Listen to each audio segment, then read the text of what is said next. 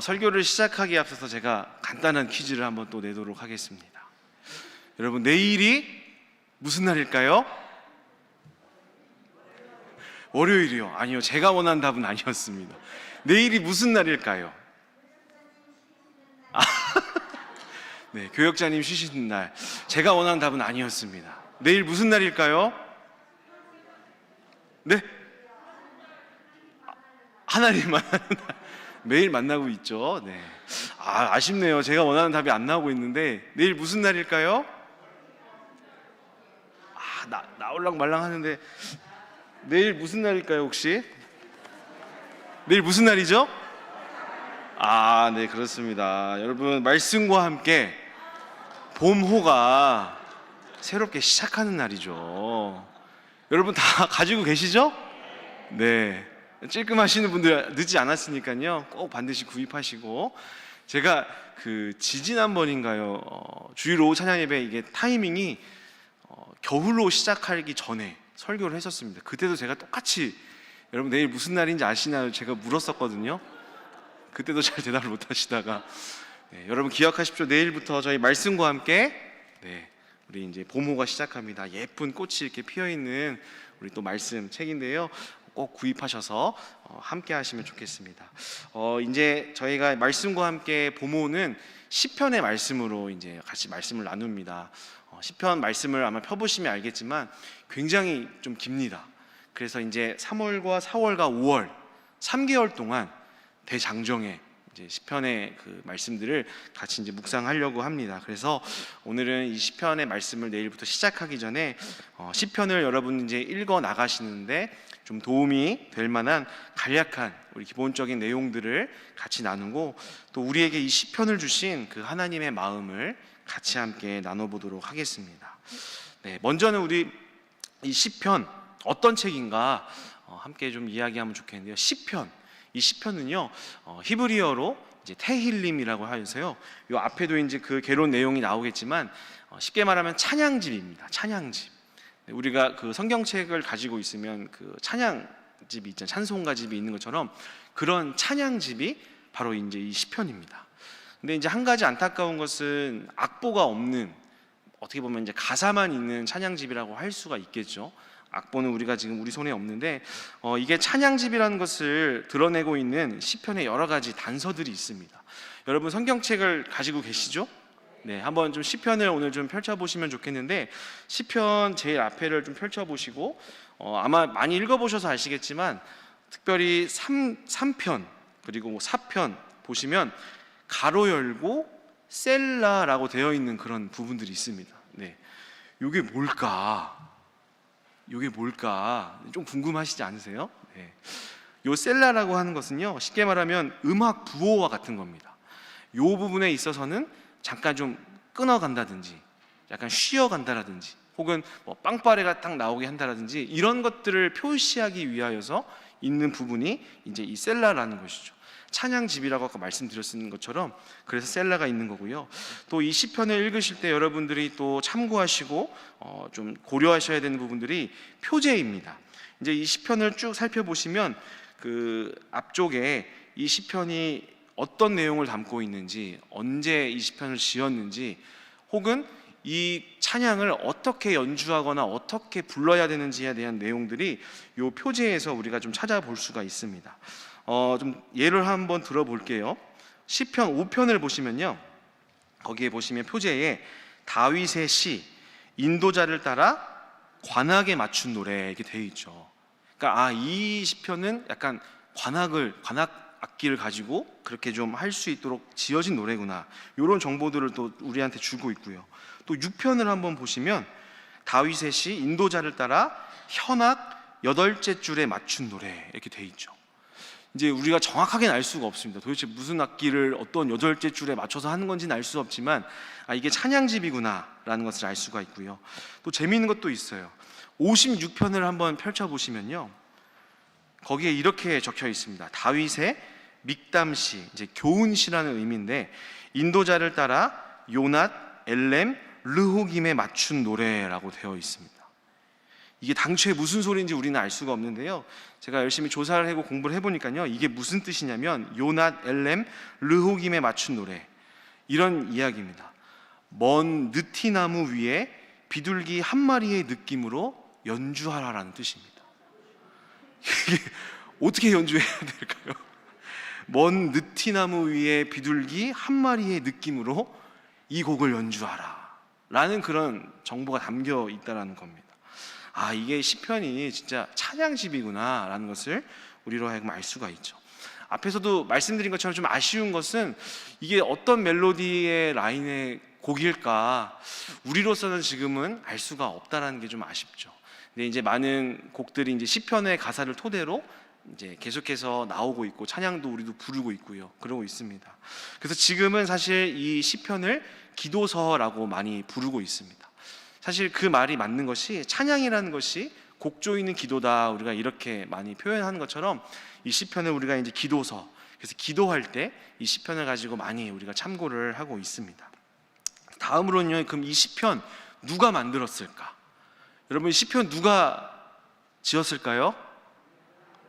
아, 그렇죠. 네, 이건 좀 더 대답하시기가 좀 수월하신 것 같아요. 다윗, 우리가 시편하면 제일 먼저 떠오르는 사람이 다윗입니다.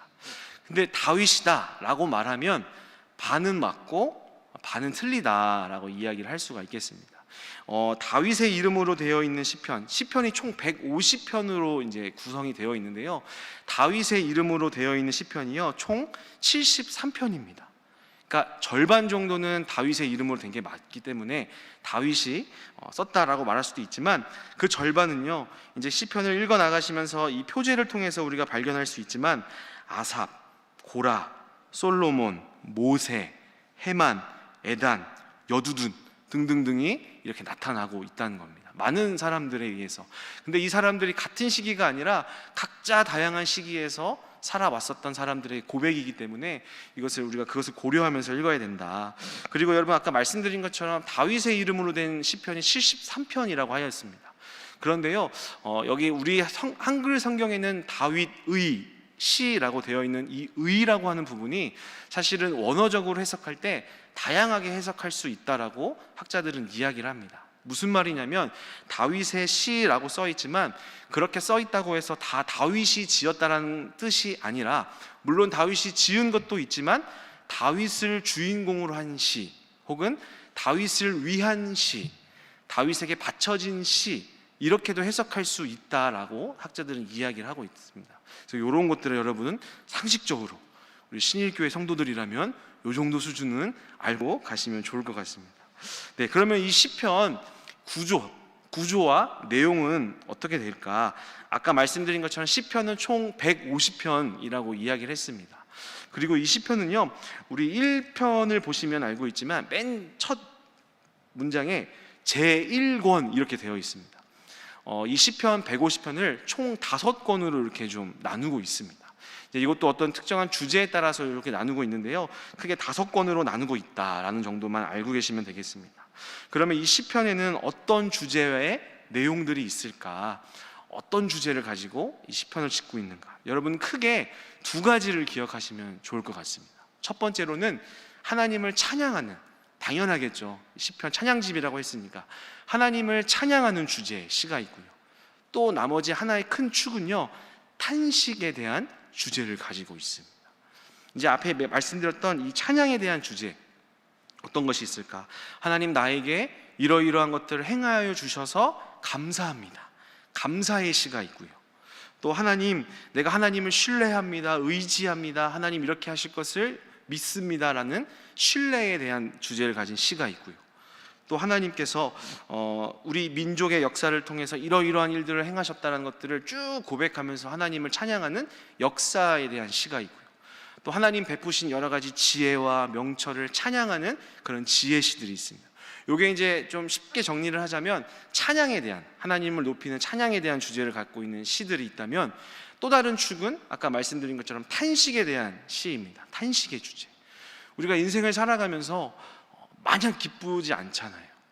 이제 탄식하는 일들, 괴로운 일들, 또 만난 환난들, 또 모든 슬픔들, 이러한 것들을 주제를 가지고, 심지어 여러분 누군가 정말 미워하는 사람을 저주하는 그런 저주의 시도 있습니다.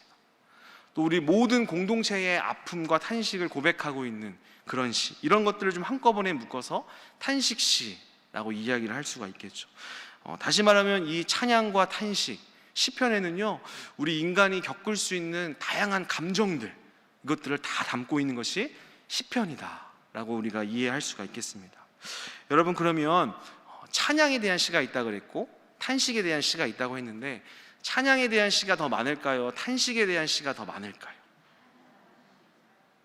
뭐라고요? 찬양. 그럴 것 같죠. 그런데요, 여러분, 놀랍게도요, 세부적으로 주제를 분리해 놓고 나면 탄식에 대한 시가 더 많습니다. 여러분, 이게 한편으로는 또 위로가 되는 것 같아요. 왜냐하면 예나 지금이나 인생을 살면서 탄식할 일이 참 많구나 라는 것들을 좀 생각하게 되는 것 같아서 한편으로는 위로가 되는 것 같습니다. 그래서 오늘은 특별히 이 탄식시에 대해서 조금 더 여러분과 말씀을 나누어 보려고 합니다.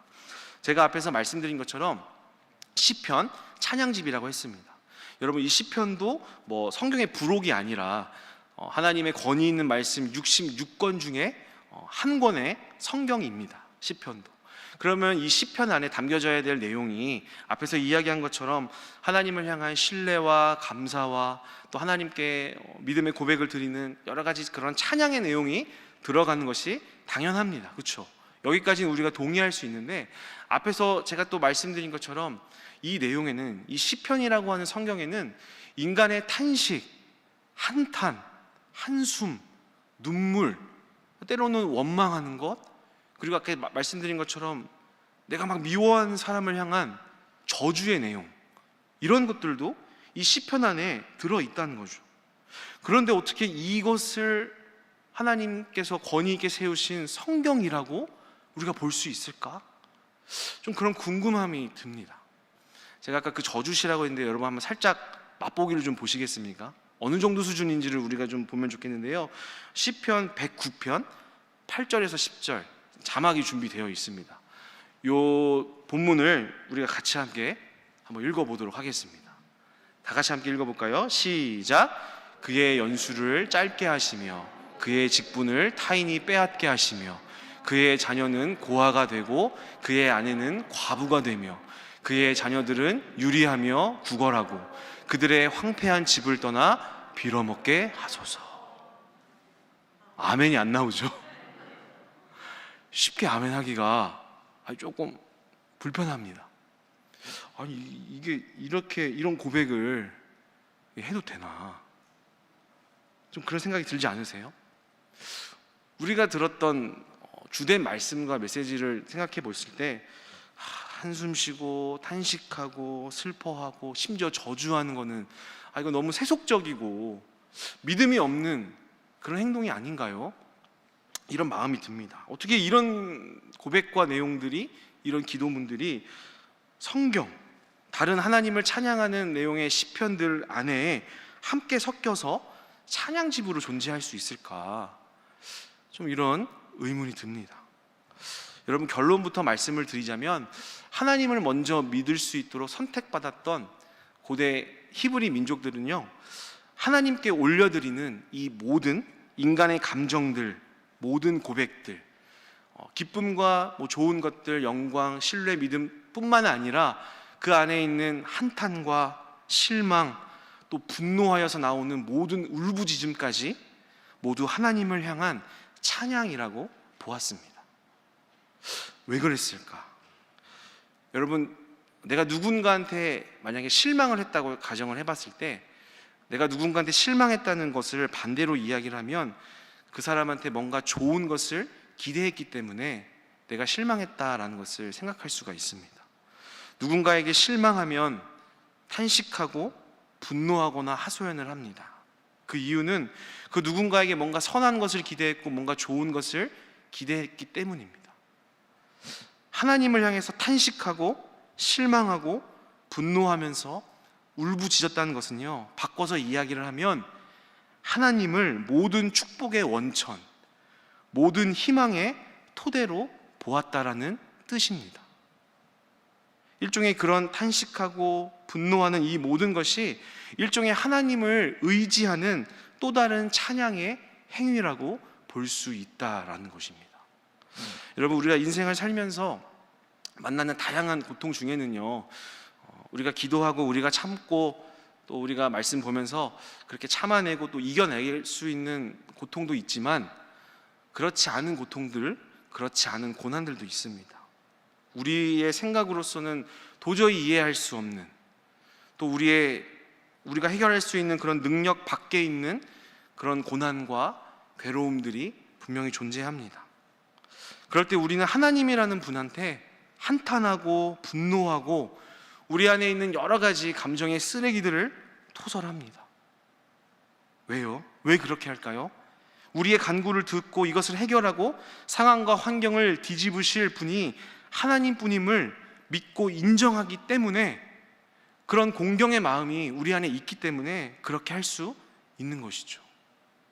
하나님을 의지했고 기대했기 때문에 거기서 실망도 있는 것이고요, 낙심하고 탄식하고 하소연하는 그런 마음도 있는 겁니다. 이러한 모든 감정을 올려드리는, 하나님께 고백하고 올려드리는 이 행위는요, 우리의 미래를 다시 새로운 길로 인도하실 것을 믿는 그 믿음과 확신에 대한 또 다른 표현이다라고 우리가 생각할 수 있어야 한다는 겁니다. 그래서 오늘 우리가 읽었던 본문 시편 51편 17절에서 이렇게 말씀합니다. 우리 다시 한번 오늘 본문 시편 51편 17절 말씀을 다 같이 함께 읽어보겠습니다. 시작. 하나님께서 구하시는 제사는 하나님이여 상하고 통회하는 마음을 주께서 멸시하지 아니하시리이다. 아멘. 여러분, 하나님께서는 우리가 하나님 앞에서 우리의 감정을 참고 가식적으로 대하는 것을 참 못 견뎌 하시는 분이십니다. 여러분, 쉽게 비유를 들어도 우리가 공감할 수 있는 것은, 만약에 사랑하는 우리 자녀가 있는데 학교에서 막 폭력을 당하고 왕따를 당한다고 가정했을 때 아이의 얼굴에 근심이 가득하고 굉장히 힘들어하는 것을 누가 봐도 알겠는데, 너 어디 힘든 거 없니? 너 요즘 학교 생활 괜찮아? 라고 물었는데, 괜찮습니다, 이겨낼 수 있습니다, 아무 말도 안 하고 괜찮다고 그러면서 속은 문드러지고 썩어져 들어가고 있는 그 자녀를 보는 부모의 마음이 평안하겠습니까? 우리가 충분히 공감할 수가 있는 것이죠. 하나님께서는요, 아주 솔직하게, 아주 정직하게 날 것 그대로 하나님 앞에 우리의 감정을 토설하고 그렇게 나아가는 것을요, 기뻐하시고 오히려 환영하시는 분이 우리 하나님이십니다. 여러분, 그래서 권면하는 것은요, 하나님 앞에서 우리의 모든 감정을 표현하는 것을 결코 겁내지 마시기 바랍니다. 특히나 부정적인 감정들 있잖아요. 진짜 향기로 치면 진짜 냄새나고 정말 악독한 쓰레기 같은 그런 감정들, 여러분, 이것을 신앙의 이름으로 억누르지 마십시오. 최소한 하나님 앞에서는요. 그것을 감추고 억누르면 그게 진짜 좀 사라지고 온전해질까요? 아니요, 이것이 사라지는 것이 아니라 켜켜이 쌓였어요. 엉뚱한 데서 이게 폭발하게 됩니다. 의사들이 좀 이렇게 연구를 했는데요, 감정을 억누르고 살았던 사람들, 이런 사람들이 그 육신의 질병이 더 이렇게 폭발될 가능성이 더 높다고 합니다. 특별히 뇌졸중, 심혈관 질환, 이런 것들에 더 걸릴 가능성이 훨씬 높다고 하고요. 또 사이코패스와 같이 이렇게 공감 능력이 떨어지는 그런 감정 상태로 우리의 마음이 점점 바뀐다는 거죠. 그래서 이것이 두 가지 반응으로 나타날 수 있는데, 타인을 공격하거나 아니면 반대로 자신을 공격해서 심한 우울증으로 자신의 생명을 끊는다는 등 그런 극단적인 결과로 나타날 수 있다는 것을 이야기합니다. 여러분, 그래서 어떻게 해야 됩니까? 우리의 그런 모든 감정들을 하나님께 그대로 가져가서 다 토설하는 겁니다.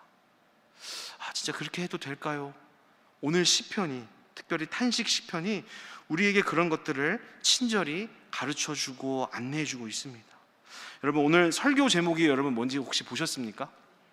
네, 이게 한 번에 무슨 말인지 혹시 이해를 하셨다면 여러분은 신세대이십니다. 네, 오늘 제가 설교 제목을 하나님께 솔까 말이라는 이상한 말로 제목을 지었습니다. 이것은 줄임말인데요. 요즘 줄임말을 많이 쓰잖아요. 사실 뭐 신조어라고 하기에는 이미 좀 오래된 말이기도 합니다. 솔직하게 까놓고 말해서 이런 뜻인데, 솔직하게 까놓고 말하라는 겁니다. 우리의 모든 감정을요, 좋은 감정뿐만 아니라 정말 쓰레기 같은 그런 감정들도, 우리 하나님은 그런 모든 감정들을 받아주시는 좋으신 하나님이셔서 너무나 감사합니다. 여러분, 그렇게 솔직하게 솔까말을 하게 되면 어떻게 될까요? 아마 여러분 비슷한 그런 경험들이 있으실 거라고 생각을 합니다. 여러분, 직장 상사한테 받은 스트레스, 이것들을 이제 주변 동료들한테 실컷 이렇게 쏟아내시면 어떠시던가요? 그렇죠. 시원하고 마음이 편안해짐을 느낍니다. 여러분, 자녀들한테 받은 스트레스, 또 우리 배우자들한테 받은 스트레스를 또 우리 주변에 있는 같은 엄마들, 아빠들한테 막 실컷 쏟아내시면 어떠십니까? 마음이 개운해지고 시원해지고 위로함이 찾아오기도 하고요. 우리는 그것들을 경험을 하고 있죠. 심리학에서도요, 나의 이런 여러 가지 부정적인 감정을 솔직하게 드러내고 이것을 표현하고 꺼내 놓아야 비로소 우리가 그 감정들을 객관적으로 성찰할 수 있는 가능성이 생긴다고 합니다. 내 안에 있는 그 감정들을 내가 제대로 컨트롤할 수가 없고 살필 수가 없는데, 이것을 토해낼 때 비로소 좀 거리감을 가지고 이것을 성찰해서 이것을 해소하고 변화시킬 수 있다라고 이야기를 하고 있습니다. 그런데요, 부작용이 있습니다. 사람들한테 하면 부작용이 있습니다. 뭐 많이 경험해 보셨죠? 그때는 막 시원하게 했는데요, 하고 나면요, 이제 이 사람이 나를 어떻게 볼까 두려움도 생기고요, 내가 막 뒷담화를 해놓은 그 사람에 대한 부정적인 이미지가 심어졌겠다라는 또 미안함도 들고요, 내가 이렇게 말했는데 이게 또 소문에 돌고 돌아서 내가 뒷담화한 사람한테 귀에 들어가면 너무나 끔찍한 결과들이 생기겠죠. 또 막 다 시원한 것 같았는데 결국에 현실로 돌아오고 일상으로 돌아오면 다시 우리의 마음이 좀 허무하고 또 공허함이 찾아옵니다.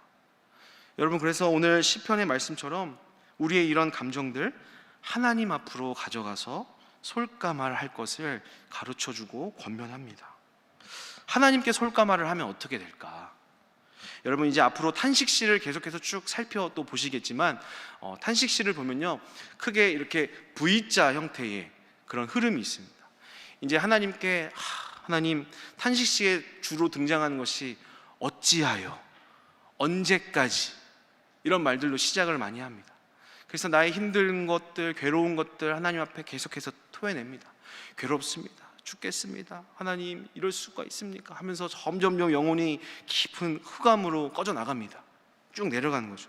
그런데요, 신기하게도 꺼질 때까지 계속해서 토해내면서 하나님 앞에 그 괴로운 감정을 토해내고요, 특별한 어떤 상황의 변화나 뭔가 하나님께서 뭔가 확 기적을 베풀지 않으셨는데 다 토해내고 나서 그 한 시점부터 그 탄식을 한 저자들이 다시 고백한 것은, 하나님, 내가 그래도 하나님 의지합니다, 하나님 나의 소망이십니다 하면서 점점점 다시 회복을 향하여서 나아가서 결국에는 하나님을 찬양하는 것으로 마무리가 되어져 가고 있는 것을 탄식시의 구조를 통해서 볼 수가 있습니다. 여러분, 참 신기한 것이죠. 하나님의 신비인 거죠. 우리의 온갖 쓰레기 같은 감정들을 하나님 앞에 다 토설해내고 감추지 않고 드러냈을 때, 그때 비로소 하나님의 만지심과 하나님의 치유가 임하고 있다는 겁니다. 오늘도 우리가 또 앞에 찬양을 통하여서 고백했지만, 약할 때 강함 되시는 하나님을 고백했습니다. 여러분, 그것이 어디서 경험될 수가 있겠습니까? 나의 약한 부분들을 내가 발견하고 그것을 감추고 어떻게든 극복해내려고 하는 것이 아니라, 그것을 있는 것 가지고 그대로 하나님 앞에 가져갔을 때, 하나님, 내가 이것밖에 안 됩니다, 하나님, 내가 이 상황이고, 하나님, 내가 역시 이것밖에 안 됩니다라는 것을 고백했을 때, 바로 그 지점에 하나님의 강함이, 하나님의 은혜가, 하나님의 사랑이 임하기 시작하여서 우리를 점점 회복의 길로 만들어 가신다는 것이죠. 여러분, 저도 역시 마찬가지로 하나님 앞에 거침없는 기도를 했었던 자랑스러운 사람 중에 한 명입니다. 잠깐 저의 얘기를 드리고 오늘 말씀을 마치려고 하는데요. 제가 몇 번 설교를 통해서 저희 아버지 이야기를 좀 드린 적이 있었습니다. 몸이 벌써 10년째 좀 몸이 아프신 아버지가 계시는데요. 이제 10년 전에 제가 이제 사역을 처음 시작하겠다라는 거룩한 마음을 품고 사역을 이제 시작했었던 그 해에 아버지께서 이제 쓰러지셨고, 이제 급성 심근경색으로 쓰러지시고 뇌병변 1급 장애로 이제 식물인간의 판정을 받으시고 그렇게 이제 지내시던 때였죠. 여러분, 뭘 할 수 있겠습니까? 저희가 할 수 있는 게 없죠. 기도밖에 없는 거죠. 하나님 앞에 간절한 마음으로 기도합니다. 누구나 그랬을 것처럼 눈물을 쏟으며 간절한 마음으로 기도합니다. 그 기도가 처음에는 어떻게 시작될까요? 하나님, 내가 잘못한 게 뭐가 있을까요? 정말 1부터 100까지 하나하나 다 잘못했습니다. 하나님, 제발 저를 용서하시고, 제가 부족해서 그런 것이니 저희 아버지 제발 고쳐주십시오. 그렇죠? 회개기도부터 나올 수밖에 없더라고요. 열심을 다해서 기도합니다. 근데 특별한 변화가 없죠. 어떻게 합니까? 믿음으로 선포합니다. 하나님, 고쳐주실 것을 믿습니다. 하나님, 뭔가 이루실 것을 믿습니다. 이걸 통해서 믿지 않는 우리의 친척들까지도 전도가 될 걸로 믿습니다. 믿음으로 선포합니다. 근데 그것도 영 신통찮습니다. 설득을 합니다. 하나님, 이러시면 안 되는 거 아닙니까? 또 회유도 하고요. 달콤한 말로 하나님 이러시면 안 되죠. 제가 사역자 하려고 이렇게 열심히 또 막 했는데 이게 무슨 상황입니까? 하고 서원도 하고요. 이렇게 해주시면 제가 이렇게 하겠습니다. 이렇게 해주시면 저렇게도 하겠습니다. 이것저것 해도 변화가 없습니다. 그렇죠? 그러면 어떻게 될까요? 제 마음이 어떨까요? 그냥 쉽게 포기해 버릴까요? 아닙니다. 이렇게도 하고 저렇게도 하고 이렇게도 해도 안 되는데 화가 나지 않겠습니까? 분노가 생기지 않겠습니까? 하나님 앞에 그때부터는 화를 내기 시작했습니다. 분노의 기도를 드리기 시작했습니다. 브레이크가 고장난 폭주 기관차처럼 하나님 앞에 쏟아내기 시작했습니다. 여기서는 차마 그 기도를 재현할 수 없지만, 여러분, 하나님께 욕해 보셨습니까? 웃으시죠? 안 해보셨죠? 근데 바라기는 그런 상황까지 오지 않기를 주님의 이름으로 축복하고요. 하나님 앞에 욕을 하기 시작했습니다. 그러지 않고서는 내가 하나님을 놓아버릴 것만 같은 절박함인 거죠. 정말 마지막으로 하나님의 그 바지가랑이를 붙잡고 흔드는 심정인 거죠. 이렇게 해서도 이렇게 하지 않으면 어떻게 안 되겠는 마음인 거죠. 특별히 우리 시편에 저주시를 많이 참고하였습니다. 이 시편의 저주시에서는 어떤 사람을 대상으로 저자가 저주하면서 하나님께 기도한다면 저의 원망의 대상은 하나님이셨습니다. 하나님을 향하여서 그 저주 시편을 참고하여서 열심히 욕을 하며 기도하였습니다. 여러분 잘 알고 계시는 시편 23편, 너무나 은혜가 되는 시잖아요. 심지어 제가 어떤 상태였냐면 그 시편을 반대로 바꿔서 기도했습니다. 여호와는 나의 목자가 아니시니 내가 부족함이 참 많으리로다. 이렇게 기도하기 시작했습니다. 여러분, 사탄 같지 않나요? 제가 사탄이 된 것 같지 않나요? 여러분, 이렇게 한참을 기도했습니다. 이렇게 기도한다고 해서 갑자기 제 마음이 회복되고 이러진 않았겠죠. 하지만 이렇게 기도하는 것을 멈추진 않았습니다. 솔직하게 나아갔습니다. 근데 제가 말씀드린 것처럼 사역의 길을 걷기 시작했기 때문에 그 당시에 유치부 사역을 제가 맡고 있었습니다. 선생님들과 애들 앞에서는 어떡하겠어요? 하나님에 대해서 선하시다라고 얘기를 해야 되잖아요. 겉으로는 그렇게 얘기하지만 하나님과의 관계는 약간 그 왜 쇼윈도 부부처럼요. 집안에서는 말도 안 하고 막 사이가 안 좋은데 바깥에서는 굉장히 좋은 척하는. 하지만 하나님 앞에 저의 있는 모습 그대로를 덮지 않고 계속해서 기도했습니다. 그러자 하나님께서 많은 시간이 필요했죠. 조금씩 화해의 길을, 화해의 공간을 만들어가기 시작했습니다. 긴 것들을 다 이야기할 수는 없겠지만 궁극적으로 하나님께서는 그 마음 가운데 조금씩 저와 이야기를 하시면서 끝내는 예수 그리스도의 십자가의 앞에서 제가 항복할 수밖에 없는 그 은혜들을 부어주셨지만, 그렇게 하나님께서 점점 나의 마음을 내가 가감없이 하나님께 드렸던 그 고백들을 하나님 새롭게 바꿔 나가기 시작하셨습니다. 그러면서 분명한 것은 이 일, 내가 하나님 앞에 솔직하게 기도하기 전보다 하나님과 더 끈끈한 친밀함이 생겼다라는 것입니다. 여러분, 하나님 앞에 우리의 감정, 그것이 혹여나 하나님 부정적인 것들, 차마 입에 담기 어려운 것들까지도요, 하나님 앞에 솔직하게 까놓고 기도한 것을 두려워하지 마시기 바랍니다. 이제 말씀을 정리하도록 하겠습니다. 이제 여러분 내일부터 읽게 될 이 시편에 대해서 우리 믿음의 선배들은요 이렇게 표현을 했습니다. 어거스틴은요 영혼의 거울이다 라고 표현을 했고, 칼빈은요 영혼의 해부도 라고 표현을 했고요, 또 마틴 루터는 모든 성도들의 심장을 본다 이렇게 표현을 했습니다. 이렇듯 시편은요, 특히나 오늘 말씀드렸던 이 탄식 시편은 결코 우리의 솔직한 이 진실한 감정들을 억압하지 않고 드러내도록 안내하고 있습니다. 이러한 탄식과 원망과 분노의 울부짖음조차 하나님을 의지하고 있다는 또 다른 찬양이 될 수 있다는 것을 기억하시고, 우리의 괴로움이 심할수록 이 시편을 읽으시고요, 그 마음을 하나님 앞에 쏟아 놓으시기 바랍니다. 그러면 우리의 마음이 참된 위로를 얻으실 거고요, 더 깊은 하나님과의 친밀함, 정말 둘만의 비밀을 간직한 친구처럼 하나님 앞으로 나아가게 될 것입니다. 이러한 시편의 은혜를 누리시는 우리 모든 신일의 성도님들 되시기를 주님의 이름으로 축복합니다. 기도하겠습니다. 하나님, 감사합니다. 우리의 모든 감정들을 다 받으실 수 있는 바다와 같이, 하늘과 같이, 우주와 같이 넓고 넉넉한 분이셔서 감사합니다.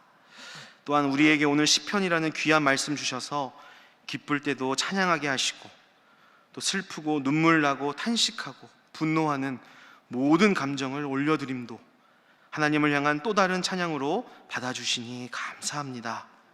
사랑하는 우리 성도님들, 시편의 가르침과 같이 우리의 모든 감정들을 하나님께 솔직하게 숨김없이 드러낼 때 그 마음을 위로하여 주시고, 끝내 하나님을 더욱 의지하고 소망을 두며 더욱 하나님과 친밀함을 맺어가는 성도님들 되도록 인도하여 주시옵소서. 예수님의 이름으로 기도드립니다. 아멘.